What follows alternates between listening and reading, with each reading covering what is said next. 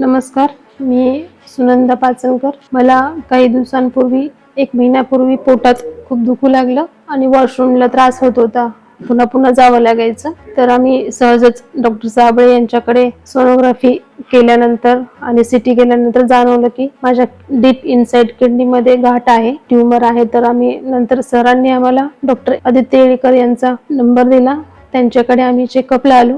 सरांनी मला robotic सर्जरीचं suggestion दिलं आणि आम्हाला बऱ्याच डॉक्टरांनी सांगितलं होतं की माझी पूर्ण किडनी जाणार आहे, परंतु डॉक्टर आदित्य सरांनी माझी पूर्ण किडनी न जाऊ देता फक्त ट्यूमर काढला आणि नॉर्मली मला असं माझं एकही ऑपरेशन झालेलं नाहीये. मला असं काही जाणवत नाहीये. आधी मला खूप त्रास व्हायचा आणि इथे कमलनयन बजाजमध्ये मला येळीकर सरांनी ऍडमिट केल्यानंतर आज मी डिस्चार्ज होतीये. सुविधा वगैरे सगळं खूप छान मिळालं. मी जशी आले होते तशीच जातीये. म्हणजे मला असं वाटत पण नाही की मला एवढा मोठा ट्यूमर होता आणि आज मी काही आजारी वगैरे आहे. सर्वजणांनी येळीकर सरांची जी स्तुती केली होती ती खरोखरच योग्य होती आणि थँक्यू आदित्य येळीकर सरांना खूप थँक्यू म्हणू इच्छिते आता.